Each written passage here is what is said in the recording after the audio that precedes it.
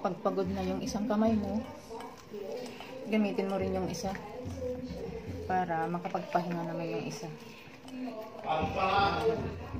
Kasi minsan nai-stress din naman yung isang kamay natin. So, kailangan i-practice mo rin yung isa para hindi siya maging tamad.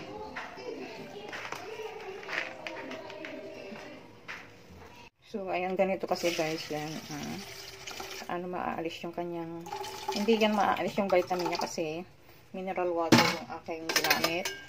Tapos sasalain ko naman siya. Siyempre yung iba may natatapon ng konti.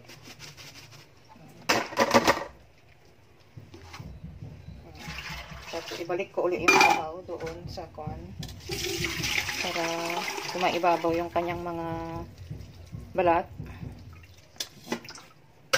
Hindi naman lahat maalis yung kanyang balat. Yung iba lang. Ganun. Para maalis-alis konti yung mga ibang balat. Kasi nakakasamit sa ating lalamunan pag may balat. Kaya hindi ko siya, naalis ko yung balat niya. Hindi naman maalis yung vitamin kasi yan naman ang ginagamit ko na pang pang-alis ng kanyang balat. Yan. Siyempre malinis naman yung kamay mo lang. Dapat malinisan mo yung kamay mo bago mo gamitin. Diba? Bago mo galawin, siyempre sanitize mo muna yung kamay mo. Saka ikaw lang naman ang kakain. So yun lang mga guys. Tapos yung kanyang bula-bula sa ibabaw guys, yung ang alisin mo.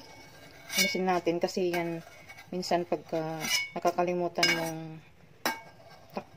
ilagay sa refrigerator, yan ang cause ng madaling pagkasira ng munggo guys. Saka wag lang natin tatakpan agad-agad guys. Para hindi siya madaling masira pag hindi natin naubos. So ayan, yung ating sinalang tubig niya, yan din ang ating panglagaan. At syempre, bago natin lutuin guys, yan, isasawag na natin yung ating chicharon para sabay-sabay na silang lumambot. At yung pagluto nga dito guys, kailangan mahina lang yung kanyang apoy. Mga loads. At ayun nga, kailangan hinaan lang yung ating apoy para hindi siya itatadyak palabas yung kanyang bula, mga loads, pag siya ay bumula na. Siyempre guys, ayan, linagyan na rin natin yung kanyang spicy na ginadgad na luya. Sabay-sabay na natin at saka yung ating fried garlic. Ayan, para sabay-sabay lang may aroma ang kanyang lasa. Ayan, pag pork yung ating isasahog. Pork bo, yun din yung ating ilalagay na kanyang panlasa guys. Then dagdagan na lang natin kung ano ang kanyang kulang later. Continue lang yung ating pagka-boil for another 30 minutes. So ayan, nakikita nyo guys na hanggang ganyan lang ang boil niya pag medium lang yung kanyang apoy. Kaya pa kahit iwan mo yan, hindi yan magtatadyak, hindi yan magluluwag ng maiano sa kanyang takip. Pag yung munggo yung ating, di ba kadalasan pag munggo ang ating niluluto is lumalabas pag nasusobran yung kanyang apoy. Kaya yan, i-maintain mo lang siya ng medium fire, mga lods.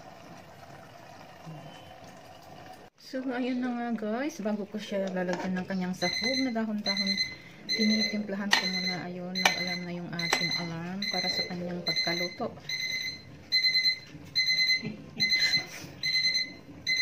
So, ayan guys, lalagyan ko siya ng kunting gata para hindi mahanap ang kanyang lasa. At syempre yung ating sinahog guys ay yung ampalaya leaves, ang kanyang pang-garnish.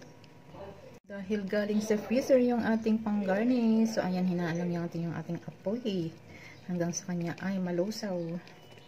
So yun guys, pag ampalaya ang iyong ilalagay, timplahan mo muna para hindi siya daw mapait. Dahil hahayaan mo lang dyan na magbo-boil hanggang sa kanya siya ay maluto. Kung hindi pa luto yung inyong nag-garnish. Pero ako kasi guys, naluto ko na yan. Linagay ko na lang yan sa freezer. At yan, sasahog ko na lang siya. So, yan na nga guys, ang ating munggo for today. O diba, hindi siya halata ng galing sa freezer yung ating gulay. So, ayan, syempre, lalagyan natin ng konting decor para attractive. Diba? For more menus, guys, follow ang inyong lingkod. Salamat. Tips and menus. Follow ang inyong lingkod, mga lodies.